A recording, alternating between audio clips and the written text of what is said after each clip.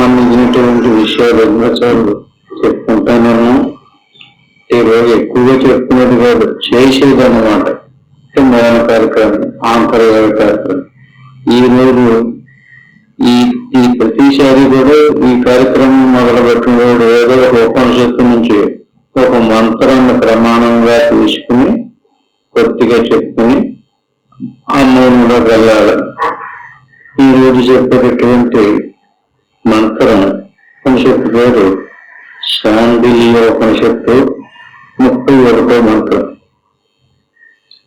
జ్ఞేయం చ ప్రతీతం చ జ్ఞానం మనవిష్యతే జ్ఞానం జ్ఞేయం సమం నష్టం నాన్విత్తం వా ద్వితీయకః.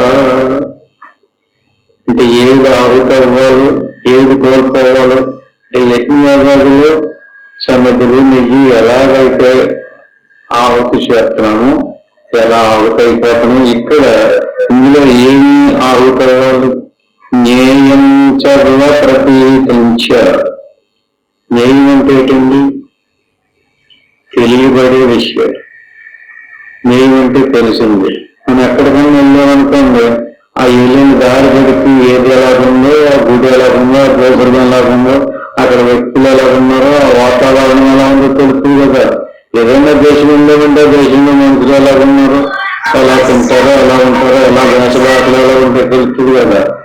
అలా తెలియబడేటటువంటి దానికి జ్ఞేయం అంటే సంస్కృత పదంలో జ్ఞేయం సర్వ ప్రతీతించ. సమస్తము జ్ఞేయం అవుతుంది, మనకి తెలుస్తుంది. దేనికి తెలుస్తుందో?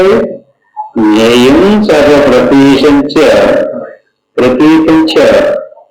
జ్ఞానం మన విషయం. దేనికి తెలుస్తుంది? మనసుకు తెలుస్తుంది.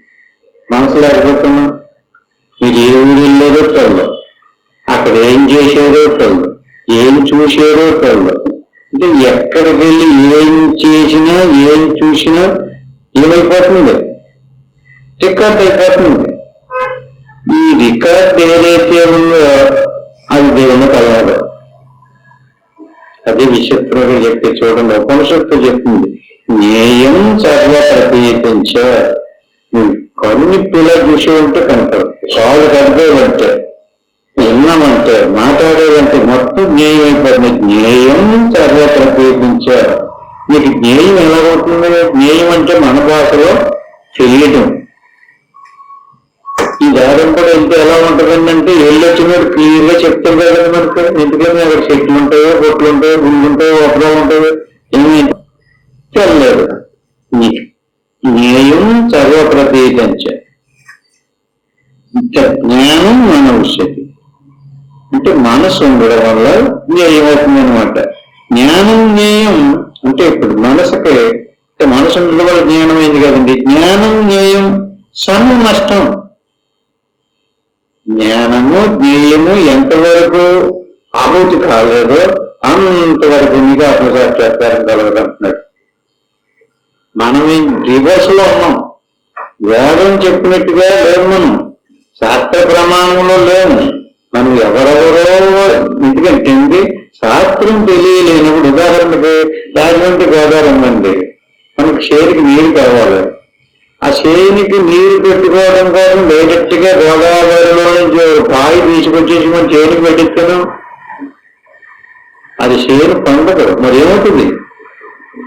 ఇది షేరు అవుతుంది కదా. అందుకు ఏం చేసేది? దాన్ని అలా తీసుకొచ్చేకూడదు. అందులో ఒక పెద్దగాలో ఇంకో పిల్లకాలలో, ఆ పిల్లకాలలో ఇంకో చిన్న కాలువ, అలా చిన్న చిన్న చిన్న తీసుకొచ్చి అందులోకి చిన్న గోరు తీసుకొస్తారు మన దగ్గరికి.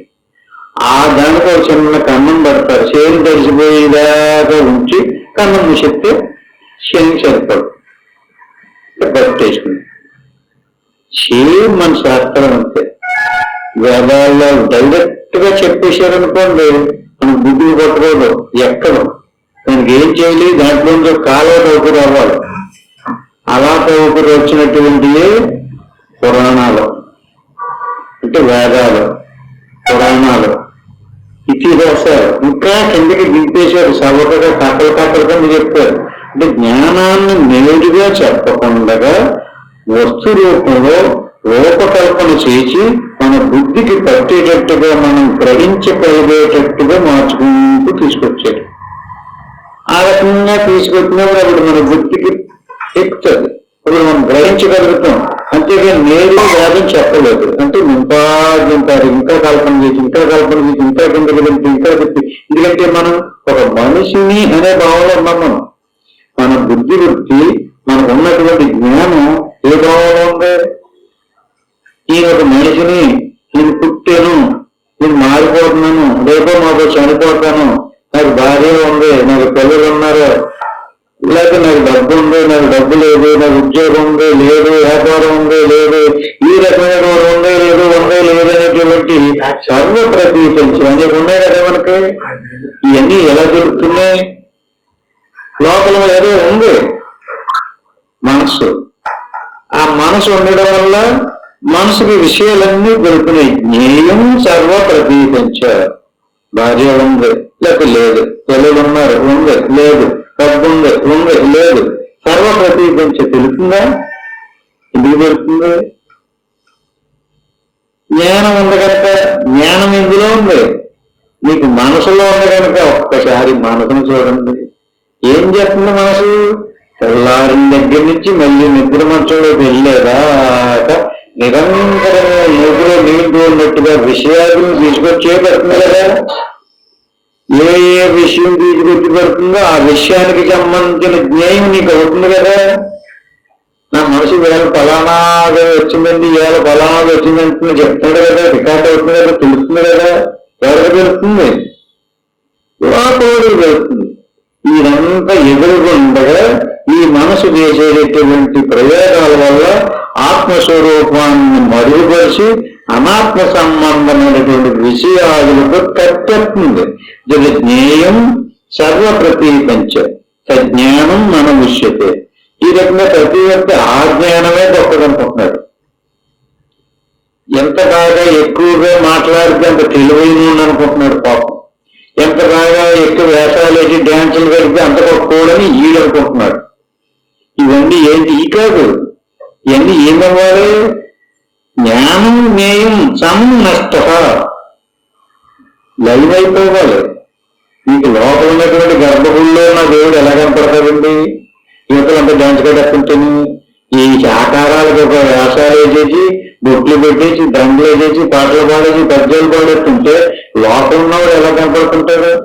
ఇక ఏది జరుగుతుందో గుడి అసల ఆ భజన, ఆ కోలాపం అదే కనపడతాయి కదా.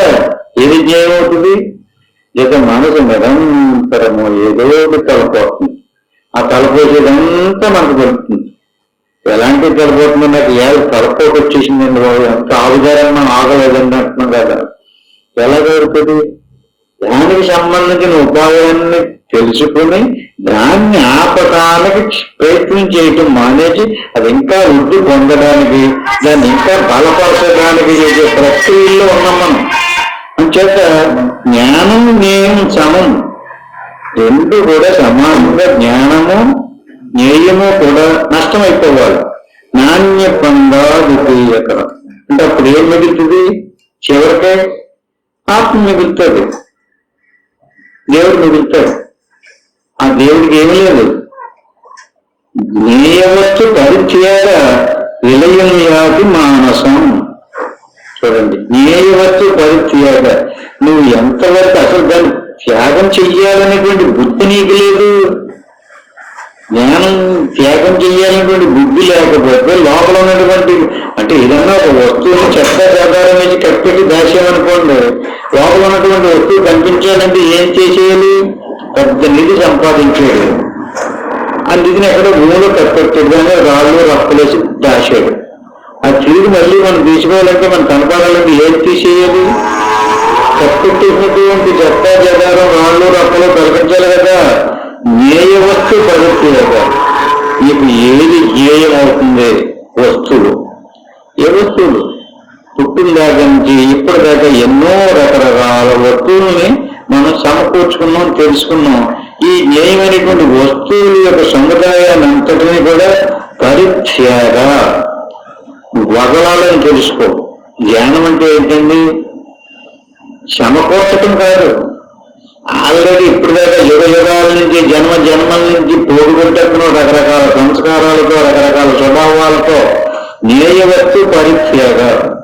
అలాగే జ్ఞేయం అంటే తెలుస్తుంది కదా, తెలియబడినటువంటి వస్తువుల్ని పరిత్యాగం నువ్వు వదలాలి. నువ్వు వదిలితే విలయం వ్యాధి మానసం. అప్పుడు దేవునికి అంటారు కదా. విలయం అంటే ఏంటండి? లయం. ఏది లయము? మానసం. అంటే మనసు లయం అయితే వస్తువు పరిత్యాగం, దృష్టి రహితం అయిపోతుంది. మానసే విలయం వ్యాధి. ఎంత సింపుల్ గా చెప్పి మానసం వెలయ్యేది. ఎక్కడ మనసు విలయం అయిపోయిందో అక్కడ కైవల్యం మావ శిష్యతే. చదువుకోక్కర్లేదు, ఎట్టకక్కర్లేదు. మనసును చెప్తే అదే కైవల్యం, అదే పరమపదం, అదే ఆత్మస్వరూపం, అదే పరమాత్మ దర్శనం. నాకు ఆత్మదర్శనం అవ్వలేదండి, ఆత్మదర్శనం అవ్వలేదండి. ఎక్కడ దర్శనం అవుతుందండి? దర్శనం అవ్వడానికి దర్శనం అవ్వనివ్వకుండా చేసుకునేది మనమే. అలాగే మనకి ఎవరైనా చిన్న కులువు ఇచ్చి ఎలా దర్శనం అవుతుందో చెప్పాడనుకోండి, ఆ మతం కాదు, ఆ సిద్ధాంతం కాదు, మేము ఏదో చెప్తామని చెప్పేసి మనకు ఒక శత్రువు తయారయ్యి వేరే ఇంకో రూటు పట్టించి చెప్తే జన్మ నష్టమైపోతుంది. అందుకని మనం స్పష్టంగా ఉపనిషత్తు ప్రమాణం కావాలి, వేద ప్రమాణం కావాలి. అటువంటి వేద ప్రమాణాన్ని తెలిసిపోకుండా ఏదో మనకు తెలిసినటువంటి ఎవరో తెలియలేనటువంటి వాళ్ళు చెప్పే మాటలు పట్టుకుని ఏం చేస్తున్నాం మనం? దృశ్యాన్ని సమకూర్చుకుంటున్నాం. దృశ్యాన్ని ఎంతవరకు పోగొడుతూ ఉంటామో అంతవరకు ఆ దృశ్యమే పరమాత్మ స్వరూపాన్ని మరుగుపరుస్తుంది. జ్ఞేయవస్తు పరిత్యాగ. జ్ఞేయవస్తువులు ఎప్పుడైతే పరిత్యాగం చేసామో విలయమైతే మానసం, అప్పుడు మనసు లయమవుతుంది. అంటే మనకు మనసులో ఏ రకమైనటువంటి దృశ్యాలు జ్ఞేయమవుతున్నాయో ఆ జ్ఞేయమయ్యే ప్రతిదీ కూడా అనాత్మ సంబంధమైంది. ఇది దృశ్యమే తీసేస్తాం అనుకోండి, అప్పుడు ఏమవుతుంది?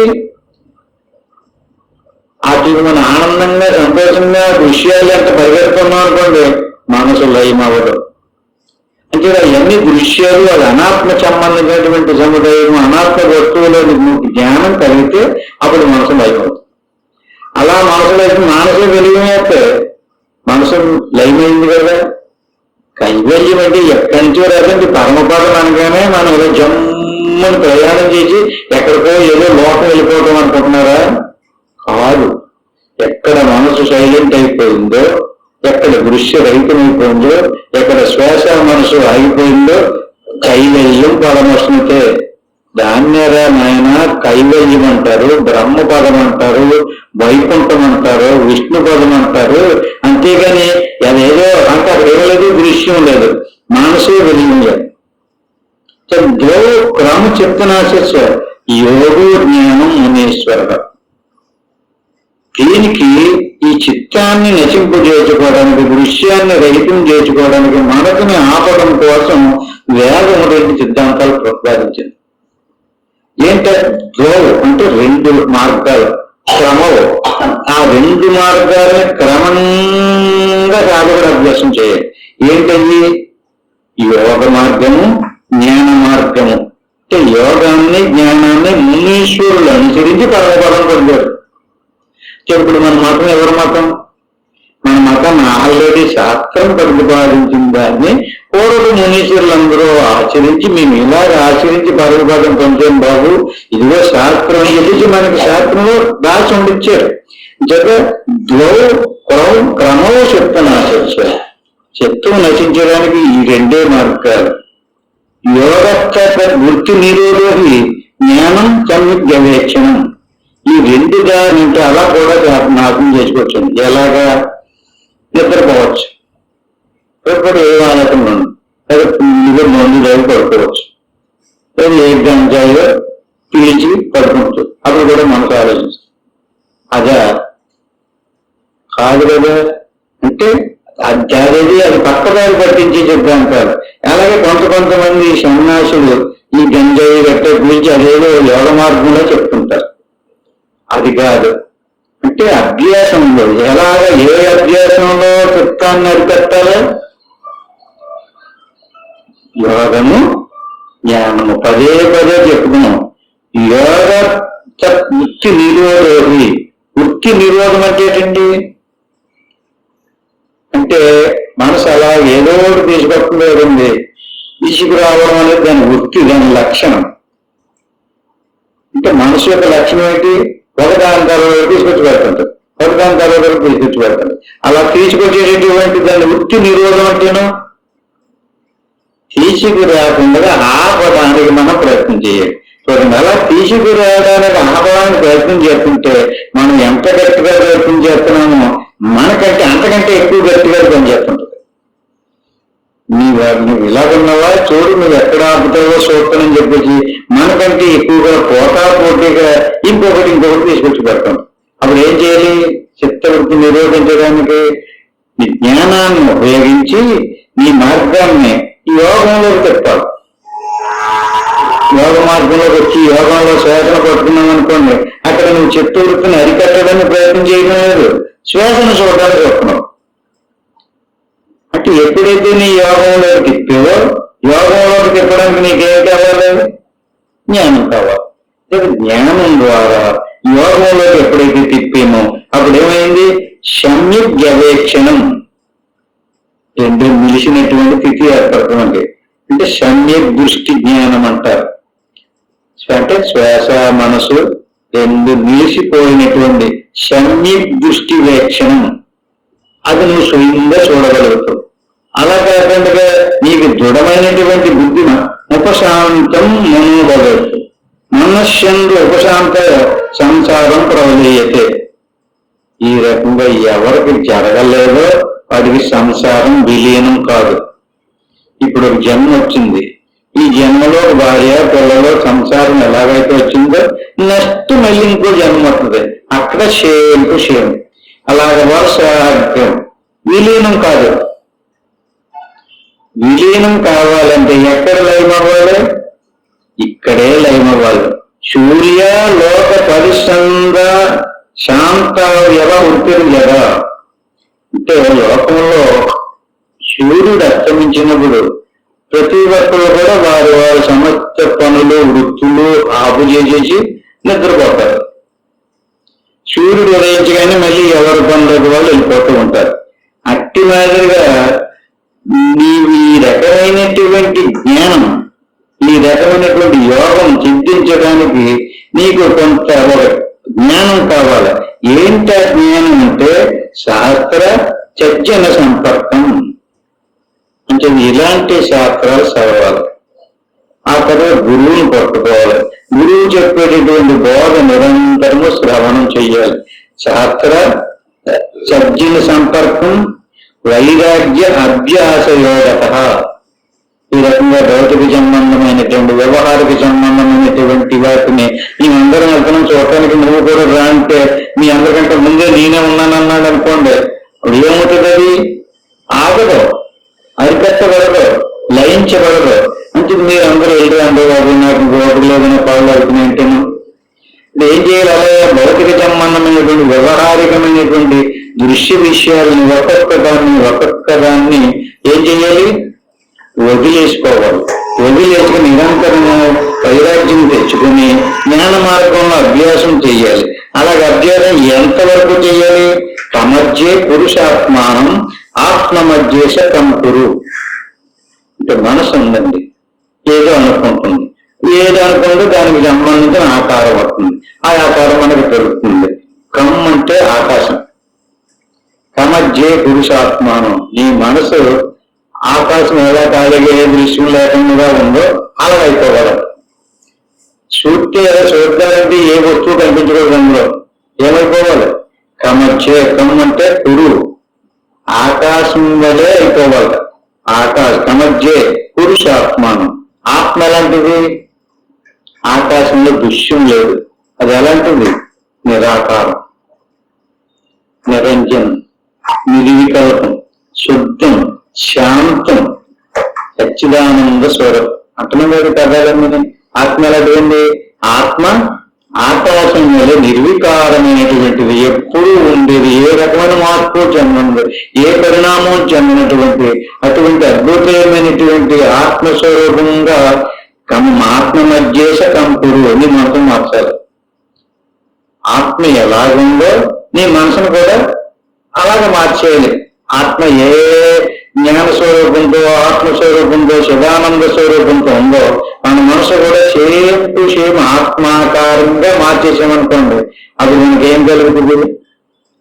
ఆత్మజ్ఞానం కలిగింది. దాన్ని ఆత్మాకార వృత్తి లేక జ్ఞానాకార వృత్తి. ఇప్పుడు మన మనసు ఏ వృత్తి కలిగిందో? అవిద్యాకార వృత్తి, దృశ్యాకార వృత్తి కలిగింది. అంటే ఒక వస్తువు తర్వాత మరొక వస్తువుని, ఆ వస్తువు తర్వాత మరొక వస్తువుని, ఆ వస్తువు తర్వాత ఇంకొక వస్తువుని తీసుకొచ్చి పడుతుంది వృత్తి. అంత వృత్తి అంటే గమనం, నడక. మనసు నిరంతరము ఏదో ఒక దృశ్యాన్ని తీసుకొస్తూ ఉంటది. అది దృశ్యాకార వృత్తి. అటువంటి మనసును ఏం చేయాలి? దృశ్యరహితమైనటువంటి నిరాకార స్థితిలోకి కమజ్జే పురుషాత్మానం. ఆత్మ ఎలాగైతే దృశ్యరహితంగా ఉంటుందో మన మనసును కూడా దృశ్యరహితంగా ఏ దృశ్యము లేకుండా చేసేది. సర్వంచ కమయం కృత్వ నటించినది చింతయ్యేది. ఈ రకంగా మన మనసు నిర్వికారంగా, అంటే శ్వాస మనసు ఆగిపోయినటువంటి ఆ నిశ్చలమైనటువంటి సదానంద స్వరూపం, ఆత్మ జ్ఞాన స్వరూపం, ఆనంద స్వరూపం, ఖాళీ అంటే అక్కడ ఎలా ఉంటదండి? నాకు ఎలా దొరుకుతుందండి అన్నారనుకోండి, క్లియర్గా చెప్తుంది శాస్త్రం. ఎలా ఉంటది? నిర్వికారంగా ఉంటది, హాయిగా ఉంటది, ఉన్నానన్న స్మృతి ఉంటది, దృశ్యాకారంగా ఉంటది. స్త్రీ కాదు, పురుషుడు కాదు, నలుపు తెలుపు ఉండదు, పొడుగు పొట్టు ఉండదు, రంగులు ఉండవు, ఏ వస్తువులు ఉండవు. ఎలా ఉంటది? హాయిగా సుఖంగా ఉంటుంది. హాయిగా సుఖంగా ఉండే స్థితికి మనసు మారిపోవాలి. దాన్ని ఏమంటారు? జ్ఞానాకార వృత్తి అంటారు. అంటే ఆత్మాకారంగా మనసు మారిపోయింది. ఎప్పుడు మనసు ఆత్మాకారంగా మారిపోయిందో అప్పుడు అతనికి ఆత్మజ్ఞానం కలిగింది. అప్పుడు కర్మ నశించదు. ఇప్పుడు మన మనసు ఏమైంది? దృశ్యాకారంగా మారిపోయింది. ఒక దృశ్యం తర్వాత మరొక దృశ్యాన్ని, ఒక దృశ్యం తర్వాత మరొక దృశ్యాన్ని కల్పన చేస్తుంది కదా. ఆ దృశ్యాలన్నీ ఎక్కడికి? మనం సంపాదించి పెట్టిలే మనసులోనే. గడ్డి కదా, ఊళ్ళోది ఆ ప్రాంతాల్లో వచ్చి పెట్టేశాం. దానికి లింగ శరీరం అని పేరు. లింగం అంటే దృశ్యాలు. ఎన్ని దృశ్యాలు?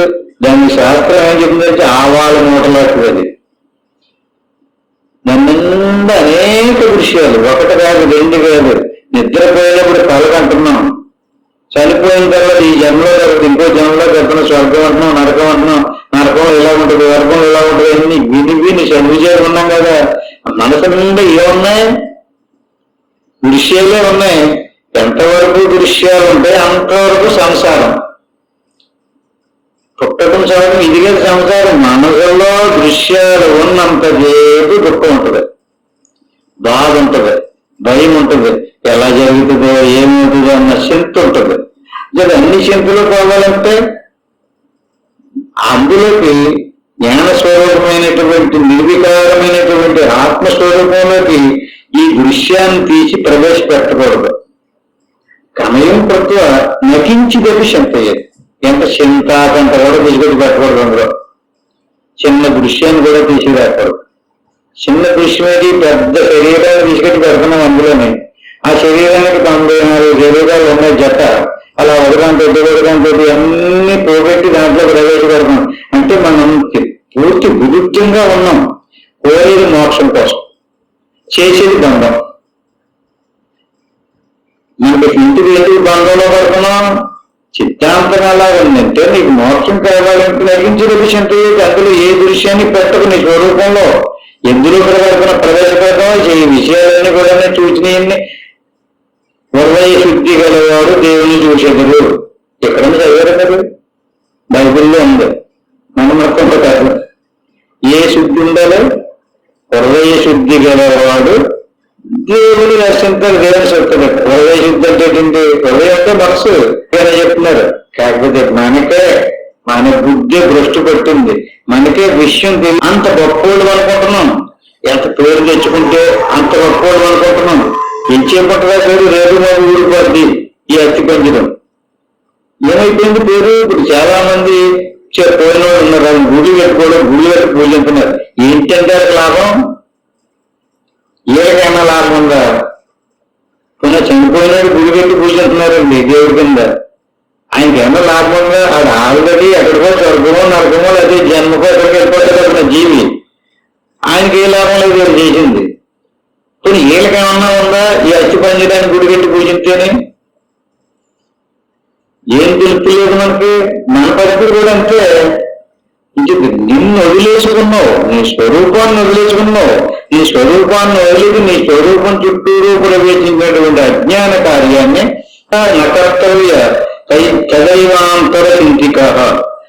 బాహ్య సంబంధమైనటువంటి విషయాల గురించి ఆలోచించవు, ఆంతర సంబంధమైనటువంటి విషయాలను కూడా ఆలోచించవు. హాయిగా ఉండు, ప్రశాంతంగా ఉండు, ప్రారంధానుసారంగా జరుగుకొని సర్వచింత పరిత్యజ్య చిన్మాత్ర పరమభవ. ఇది ఎక్కడ చిత్రం ఉంది? సర్వచింత పరిత్యజ్య, ఏమీ చింతించకుండా ఏ ఆలోచనలు లేకుండా ఉంటే చిన్మాత్రం పరమోభవ, చిన్మాత్ర స్వరూపం పరమాత్మ స్వరూపం భవ నువ్వు అవుతావు. అంటే నువ్వేమవుతావు? ఏం ఆలోచించినా, పాటలు పాడినా, పద్యాలు పాడినా అవ్వో. ఏ ఆలోచన చేయకు, ఏ సంకల్పం చేయకు, ఏమీ గుర్తుకు తెచ్చుకోకు. నిర్వికారంగా నిశ్చలంగా ఆ సాధనలో నీ మనసు లయమయ్యేదాకా అభ్యాసం చేయి. ఈ రకంగా ఎంతవరకు చేస్తావో అంతవరకు నాస్తాయాం కృతాస్తాయాం పూర్వం సంసార వృత్తిషుడు యదాది వాంఛిత ధ్యాన చిరమేక తయోరితాడు. ఈ రకంగా పూర్వపు సంసార వృత్తులు ఎందు ఆసక్తిని వదలపెట్టకపోతే అవి మళ్ళీ తీసుకొచ్చి మళ్ళీ అలాంటి పనులే చేయాలనుకుంటాయి. మళ్ళీ తీసుకొచ్చి అమ్మకు తీసుకొచ్చి పెట్టుకుంటుంది. అంటే ఏం చేయాలి? అన్ని వదిలేసి యదాది వాంఛిత ధ్యానాచర మేకట నువ్వు ఇదితాడు అంటే ఏకాగ్రముగా ధ్యానం చెయ్యాలి. ఏమనుకోకు, మాట్లాడుకో, మన ఆత్మ కదా నిద్ర అవుతావు, ఆలోచించుకో, చూడకో, ఎనుకో. అలాగే రోజంతా కూడా అలా ఉండకపోయినా రోజులో కొంత సమయాన్ని తీసుకో, ట్రైనింగ్ ఇయ్యి, అభ్యాసం చేయి. పొద్దుటే స్నానం చేసి నీకు నచ్చిన ఏ దేవుళ్ళో పూజించుకో, గదరకోలేదు ఇంటికి నైవేద్యం పెట్టుకో, తప్పులేదు దాన్ని వద్దంటలేదు. అప్పుడు కూర్చో అక్కడ కదలకుండా కనీసం ఒక గంట సేపు ఏ ఆలోచన లేకుండా అలా అలవాటు అలా చేయగలిగే కొంతకాలం అలవాటు. అప్పుడు మీరు ఏ ఆలోచన లేకుండా గుళ్ళో ఇద్దరు వెళ్ళకుండా కదలకుండానే అలా కదలకుండా ఉంటారు. వృత్తి నిరోధము అంటారు. అక్కడ ఏ ఆలోచనలో రావు. ఏముంటది? చిన్మాత్ర పరమోభవ చైతన్య స్వరూపమే మిగిలి ఉంటుంది. మిగతా మనసు, బుద్ధి, చిత్తు, అహంకారం, జ్ఞానేంద్రులు, కర్మేంద్రులు అన్నీ పడిపోతాయి. ఏకతత్వ గుణాభ్యాస ప్రాణశందో నిరుధ్యతే. ఈ రకంగా ఎంతసేపు కనుక ఏమి ఆలోచించుకుంటే అలా ఉంటే ఏకతత్వ గుణాభ్యాస. ఈ అభ్యాసం ఎలా ఉండాలి? పడుతూ లేస్తున్నట్టు ఉండకూడదు, అవును బాగా అన్నట్టు ఉండకూడదు. ఏమో ఇంటికి ఎంతమంది జనం వస్తున్నారు, ఇక్కడ ఒకడో వాటి లేదు, అక్కడ అంత గొప్పగా పెడుతున్నారు, పేరు చేతులు వస్తున్నాయి, డబ్బు వస్తుంది, ఇక్కడ ఏమీ రావట్లేదు. అలా సందేహం వస్తుంటుంది మనసుకి. మనసు పెంచేపు కూడా ఆకర్షణవంతమైనటువంటి దృశ్య సముదాయం ఉండాలి. ఇక్కడ ఏం చేయలేదు? ఏకతత్వ దృఢాభ్యాస. ఏ పరమాత్మ స్వరూపం అయితే ఆ పరమాత్మ స్వరూపంలో వందలాది ఉపాధులు ఉన్నాయి, వేలాది ఉపాధులు ఉన్నాయి. ఎన్ని ఉపాధులకి అధిష్టానం ఒకటే. నీకొక ఆత్మ, ఆయనకొక ఆత్మ, వీడికొక ఆత్మ లేదు, ఒకటే ఆత్మ. అటువంటి ఏకస్వరూపమైనటువంటి ఇప్పుడు ఆకాశం ఉందండి. ఆకాశంలో కొండను తయారు చేసి కట్టాకాశం అంటున్నారు. కట్టాకాశం, మాకాకాశం, మేఘాకాశం, ఇన్ని మేఘాకాశాలు ఉన్నాయా? ఉన్నది ఒకటే ఆకాశం. వస్తువు తయారవడం వల్ల అలా కంటారు. మంచి మాట. ఆ బ్రహ్మస్వరూపంలో ఈ వస్తువులన్నీ, దృశ్యాలన్నీ తయారైనవి. కానీ ఆత్మలు ఉన్నాయనుకుంటున్నాం మనం. ఇన్ని ఆత్మలు లేవు, ఒకటే ఆత్మస్వరూపం. ఏకతత్వ దృఢాభ్యాస. జతనాలోను ఆంధ్రలోను ఉండదు ఎన్ని వస్తువులు ఆ బ్రహ్మములోనే ఉన్నాయని ఆ ఏక స్వరూపమైనటువంటి తత్వాన్ని నువ్వు దృఢంగా అభ్యాసం చెయ్యాలి. అలా ఎప్పుడైతే మనసును సంకల్ప వికల్పాలు ఆగిపోయి అలా శ్వాసను గమనిస్తూ ఉంటే ప్రాణశంలో నిరుద్యతే, అక్కడ శ్వాస నిలిచిపోతుంది. శ్వాస ఆగిపోతే చచ్చిపోవడం లేదండి అంటున్నాం కదండి, మనం అంటున్నామా? శాస్త్రం చెబుతుంది శాంతియోగించి 37వ మంత్రం అంటే మనసు ఆగిపోతే శ్వాస ఆగిపోతే. ఆగుతూ లేదండి మేము 27 చేస్తున్నానంటే నువ్వు చేయటం రాలేదు సరిగ్గాని, మనసును కదపకుండా నిశ్చలంగా ఉండడం రాలేదు నీకు. లోపం నీ దగ్గర ఉంది, అది నువ్వు చెక్క కదుపుతూ ఉంటే ఎక్కడ పోయి ఇప్పుడు మొక్క పాతి ఆ మన్నాడు పొద్దున్న వెళ్ళి ఏరేసుకుందో లేదని చెప్పి లాగి చూసాడనుకోండి కనపడదు, మళ్ళీ పాకేసి వచ్చేసాడు, మళ్ళీ మన్నాడు వెళ్ళలేదు ఏరేసుకుందో లేదని. అలా కదపకూడదు, దాన్ని కదపకుండా ఉండు. రోజు లాగి చూడుతుంటే కొంతకాలం చచ్చిపోతుంది తప్ప మొక్క చిగురు పడతాడు. ఇది కూడా అంతే, నువ్వు ప్రతిరోజు ఏం చెయ్యాలి? కదపకుండా ఉండాలి. ఏకతత్వ దృఢాభ్యాస, దృఢంగా అభ్యాసం చేసినప్పుడు ప్రాణశంలో నిరుద్యతే. పూరకాజ్య అనిలాయామ దృఢాభ్యాస వ్యభేదాలు. అంటే ఈ ప్రాణస్కందం అంటే పూరకం వేసుకొని 2 రకాలుగా ఉంది. గాలి శ్వాస లోపల పడుతుంది, దానికి పూరకం అంటారు. బయట పడుతుంది, దాన్ని రేచకం అంటారు. పూరక రేచకాదులతో కూడుకున్నటువంటి శ్వాస లోపలికి వెళ్ళింది కదా, బయటికి రాదు. బయటికి వెళ్ళింది కదా, లోపలికి రాదు. ఏమైంది? కదలకుండా అయిపోయింది. అంటే లోపలికి వెళ్ళకుండా బయటికి వెళ్ళకుండా నిలిచిపోవడాన్ని శ్వాస నిలిచింది అని అర్థం. లోపలికి వెళ్ళదు, బయటికి రాదు, కదలకుండా శ్వాస ఆగిపోదు. సంకల్పించదు, వికల్పించదు, మనసు ఆగిపోదు. ఈ రకంగా 2 ఆగిపోయినప్పుడు అదే దర్శనం. ఇటు నీకు ఆత్మ ఆయనతో ఆత్మ అంటున్నారు కదా, అతడికి వేగంగా వేగలేదు, జీవుడికి దేవుడికి వేగలేదు. జీవుడు పుట్టి చచ్చిపోతాడు, కర్మబద్ధుడు, కర్మఫలాలు అనుకుంటున్నాడు. అన్ని రోగాలే, అన్ని బాధలే, అన్ని భయాలే. దేవుడికి రోగం లేదు, భయం లేదు, బాధ లేదు. ఏంటండి దేవుడికి జీవుడికి భేదం లేదంటే ఏంటండి? ఇద్దరికి భేదం లేదట. జీవుడికి దేవుడికి ఒకటే స్వరూపం అంట. జీవుడికి ఉన్నటువంటి ఆత్మ, ఈశ్వరుడికి ఉన్నటువంటి ఆత్మ ఒకటేనట. అదే దర్శనం. నీకు అదే దర్శనం ఎక్కడ అవుతుంది? ఇక్కడ అవుతుందా? ఇక్కడ అవదు. ఇప్పుడు అవుతుందా? ఇప్పుడు అవదు. ఎప్పుడు అవుతుంది? ప్రాణశంలో నిరుద్యతే. నీకు శ్వాస మనసు ఎక్కడ ఆగిందో అక్కడ జీవుడికి దేవుడికి భేదం లేనటువంటి స్థితి నువ్వు కనిపెడతావు, ఇక్కడ నువ్వు కనపడతావు. అయ్యయ్యో నేను వేరు, దేవుడు వేరు అనుకున్నాను, దేవుడికి నాకు భేదం లేదా? దేవుడు ఎలాంటి వాడు, నేను అలాంటి వాడినా? దేవుడికి చావు పుట్టుకలు లేవు అంటే నాకు లేవన్నమాట. దేవుడికి రోగాలు లేవు, నాకు లేవు. ఏమర్థమవుతుంది? రోగాలు అన్నం అనుకో, జన్మ మరణాలు. దేనికి? శరీరంతో జన్మ మరణాలు ఉన్నాయి. ఎప్పుడు శ్వాస మనసు అయింది అక్కడ ఏర్పోయింది? శరీరం లేదు, ప్రాణం లేదు, మనసు లేదు, ఇంద్రియాలు లేదు, ఏం మిగిలింది? కేవలం చిదానంద రూప స్వరూపం. భయం వచ్చేస్తుంది, మరి భయం వచ్చేసింది, బాధ వచ్చేసింది. అయ్యో ఈ శరీరంతో ఈ బాధ ఎలా పడాలరా బాధ బాధపడుతున్నారు. అంటే ఈయనకు శరీరం వచ్చినట్టుగా ఇప్పుడు ఈయనకి ఎప్పుడైతే శరీరం అవుతుంది ఆయనకు శరీరం అవుతుంది, విషయం శరీరం అవుతుంది. అప్పుడు నువ్వు జీవుడు అవుతావు, అప్పుడు దేవుడు అవుతాడు. ఆయన నువ్వు కర్మ చేస్తావు, నేను కర్మ పోవాలని చెప్తాడు. చెంత చిత్రం ఉందో చూడండి. అంటే ఎక్కడికి వెళ్ళాలి? చచ్చిపోయిగా కనపడతావా? చనిపోయిగా తెలుస్తుందా నీకు? చెల్లం. నువ్వు బ్రతుకుండగానే పూరకాజ్య నిలయామ దర్శనం కనుక నువ్వు కనిపెట్టినట్లయితే అప్పుడు నీకు జన్మ మరణాలు తప్పుపోయి మోక్షం పొందుతావు. మనసాసహ ఈ రకంగా 3 రంధ్రాల నుంచి సంచరించేటటువంటి శ్వాసను గమనించు ముహూర్తం సేపు. అంటే 48 నిమిషాలు ప్రతిరోజు చెయ్యి చాలంటున్నాడండి. సర్వం తరటి పాపమానం తచ్చ జన్మ చకాద్భుతం. 100,000 జన్మంలో చేసినటువంటి పాపం అంతా నశించిపోతుంది. ఎంతసేపు అంటే మనం గంట అంటే 48 నిమిషాలు ముహూర్తం చెప్పే చెప్తున్నాడు. ముహూర్తమపి యో నిత్యం, నిత్యము ముహూర్త కొంచెంసేపు అంటే 48 నిమిషాలు శ్వాసను గమనించు శ్వాస మనసు ఆగేదాకా అభ్యాసం చేసినట్లయితే నీ సర్వ పాపాలు నశించిపోతాయి. అభేద దర్శనం అవుతుంది, ఆత్మ సాక్షాత్కారం అవుతుంది, ఆత్మస్వత్వం అవుతుంది. జనన మరణాలు తీర్చికొచ్చి బంధించేటటువంటి కర్మ నశిస్తుంది. నీ ఆత్మను నువ్వు ఉద్ధరించుకోవాలా, ఎవరన్నా వచ్చి ఉద్ధరించాడా? ఎవరు ఉపకారం చేస్తాడండి నీకు?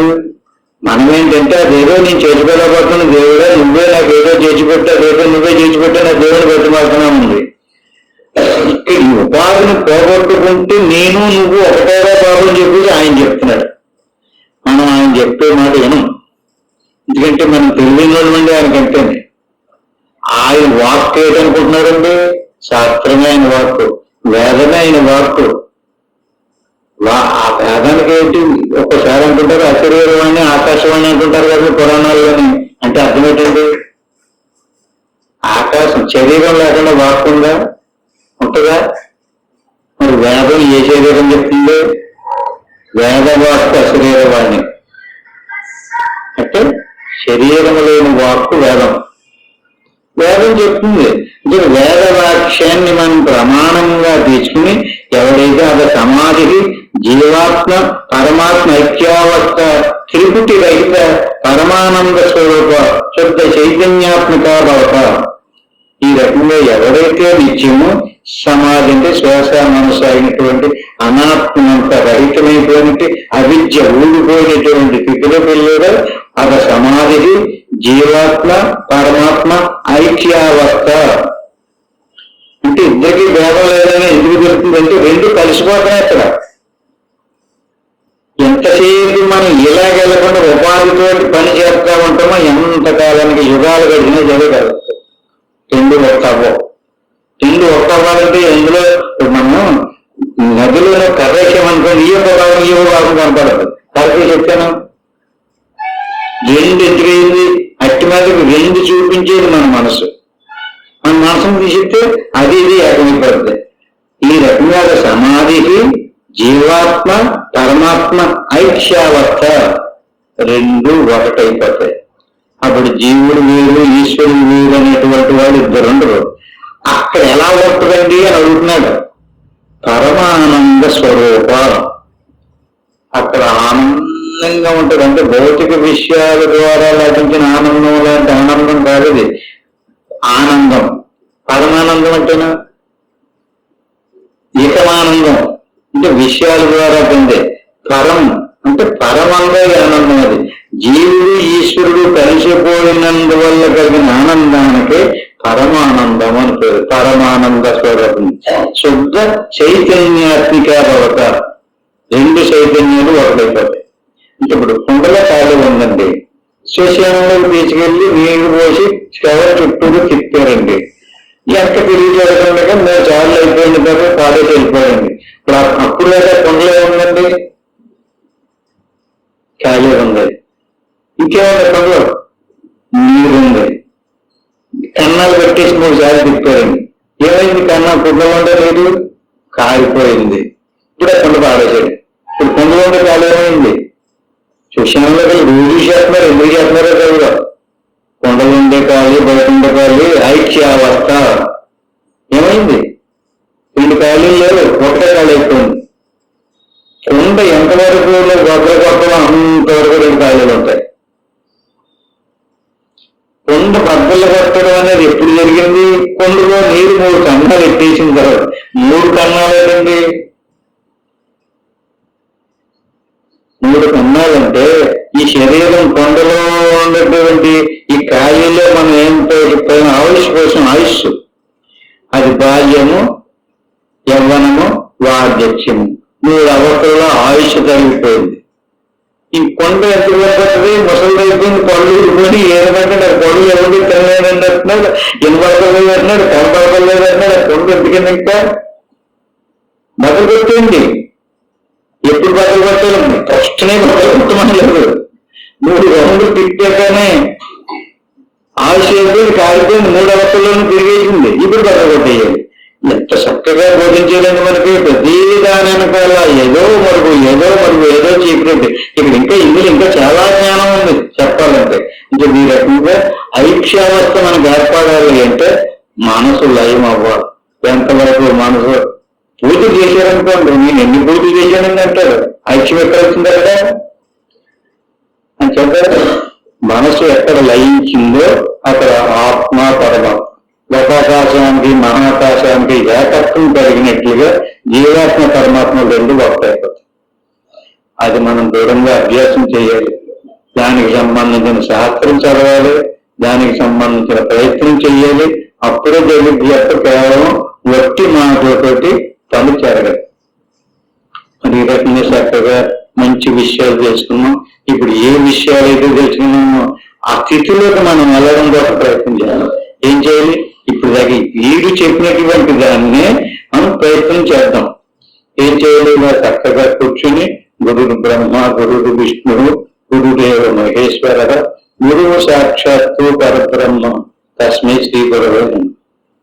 ఈ గురు మంత్రాన్ని ఒకసారి అనుకుని ఓం నమః శివాయ అని పంచాయతీ మంత్రాన్ని 3 సార్లు అనుకుని ఆ పైన ఏమి అనుకోకుండా పడుతూ పోతూ ఉండేటటువంటి శ్వాసని గమనిస్తూ ఉండటమే శోకంభావ ధ్యానం. ఈ శోకంభావ ధ్యానం ఎప్పుడు దాకా చేయాలి? మనసు శుద్ధమైపోయి నిలిచిపోగల సంకల్ప వికల్పాలు లేకుండా, నిత్యవాసులు లేకుండా ప్రాణం నిరోధించబడాలి. అంటే శ్వాస మనస్సు ఆగిన స్థితి కలిగేదాకా సాధన. శ్వాస మనసు నిలిచిపోయిన తర్వాత ఉన్నటువంటి స్థితి గురువు గారికి చెప్తే ఆ తర్వాత ఏం చేయాలన్నటువంటిది గురువు చెప్తాడు. అయితే ఇప్పుడు ఆ శ్వాస మనసు ఆగేదాకా ఇప్పుడే పూర్తి చేసేయండి అని చెప్పడం లేదు. ఇప్పుడు నేను ఓంకారాన్ని ఉచ్చరించేదాకా గమనంతో నుండి ఇంటికి వెళ్ళిన తర్వాత ఎవరెవరికి ఎంత అవకాశం ఉంటే అంత ప్రయత్నించండి. అంటే రోజు ప్రయత్నించడం అన్నది అభ్యాసం అంటారు. ప్రతిరోజు మనం అలవాటు చేసుకోవాలి. ఈ రకంగా కూర్చున్నప్పుడు ఏమీ అనుకోకూడదు, నిద్రపోకూడదు. ఆ కూర్చున్న కంచెలు ఒక నియమం పెట్టుకోవాలి. మనం అలా సక్రంగా గురిలో ఉన్నట్లయితే ఖచ్చితంగా ఈ శాస్త్రం చెప్పినటువంటి విధానంలో మనం దాన్ని ప్రత్యక్షంగా చూడగలుగుతాం, అనిపించగలుగుతాం. జత వీరంతా కూడా చక్కగా నేను ఓం చెప్పేదాకా చక్కగా అభ్యాసం ఓం పరిస్థితి.